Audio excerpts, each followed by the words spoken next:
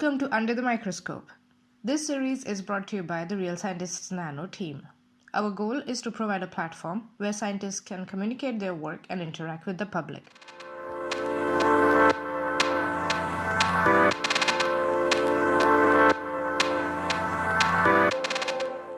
Hi everyone. Today we have with us Emma Wilson, who is a PhD researcher at the ARC Center of Excellence for Nanoscale Biophotonics at the RMIT University in Australia. Hi Emma, how are you doing? I'm well, thank you. Hi, how are you?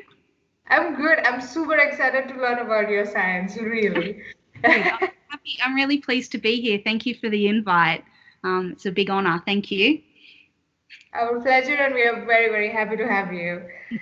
Let's start by understanding your research a little bit. So, could you explain your research to us in super simple words? I will have a go for sure. So my area of research is in an area called bio-nanotechnology. Basically, what that is it's studying nanotechnologies at the biological interface. So how we use nanotechnology within biology. Specifically, I study a material which is made up of nano-sized diamond particles. We call these nanodiamonds. And my diamonds in particular have this ability to glow or to give out light when we shine another light on them in a process called fluorescence.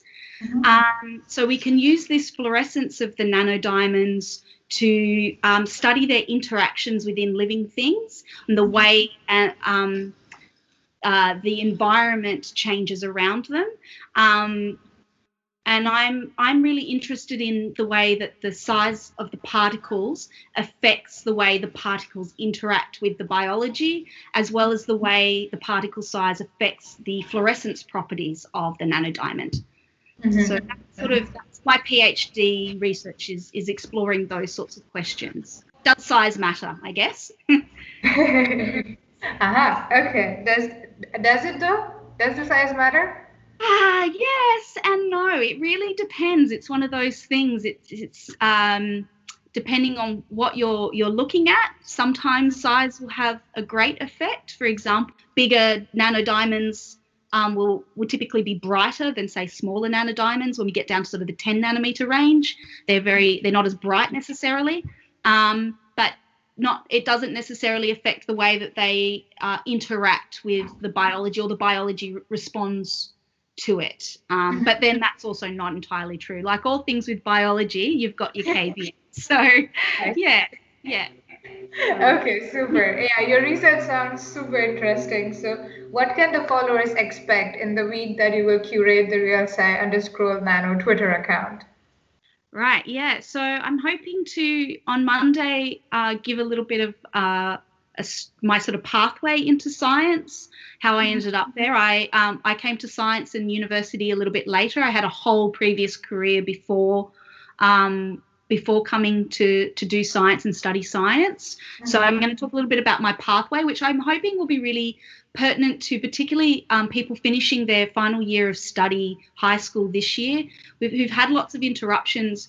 I didn't even finish high school. So I want to talk a little bit about how there isn't just one pathway to get into science. There isn't one pathway to do that. So my first day is going to be a little bit about introducing myself and my pathway and why I do science, why I'm interested and why I'm curious about things, and how my journey's unfolded.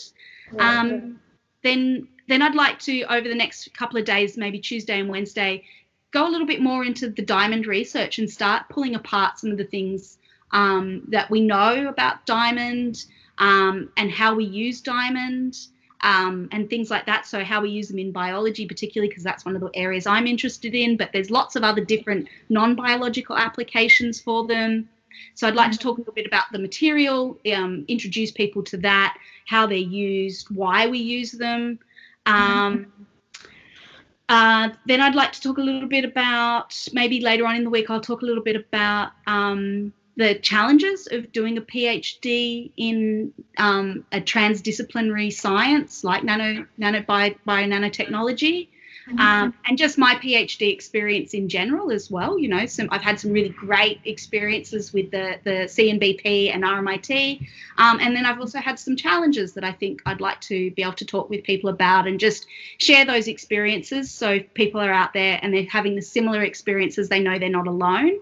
Then on Friday, hopefully, if I can get the right permissions, I'd like to talk about my job, which is a part-time job that I'm doing in Australia here, helping to validate rapid diagnostic kits for COVID testing here in Australia.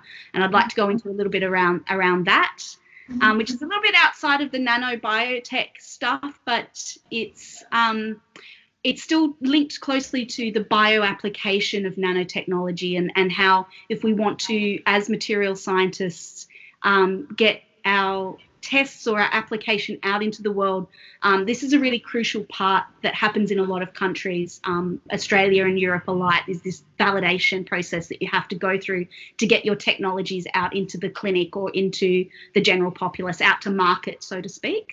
And then on the weekend, I think I'll have a little bit more time, so I'd like to have a bit more of a Q&A and ask people to ask me questions and sort of explore things a little bit more around what people have found interesting about my week. Hopefully they've found something interesting about my week, and then we can sort of discuss that and have a bit of backwards, forwards, and maybe even I can, introduce them to other experts in my area or who can help them to further explore their interests in the nanomaterial sciences. And then Sunday, sort of just wrap it all up, I guess, have a nice conclusion and kind of just a bit of a perspective on my opinion of where we're at in biotech, nanobiotech, and where it might be going maybe. So, yeah. Okay. All right. Okay. That's a super action-packed week. There is so much that you already have in mind that you're going to talk about. I hope you can also talk about, in addition to your journey, your research, your nanodiamonds research, the COVID tests. Yeah, I think I will. I think it'll be fine. I just have to double check around specifics because there will be IP that we're dealing with some of the kits and things. So just making sure that I don't step on any toes is it's really important. Yes, absolutely. It's very, very important. Yeah. Absolutely. Super. So looking forward to your tweets on Real Scientist Nano. Thank you very much for speaking with me. This has been lovely. Thank you, Emma. Thank you.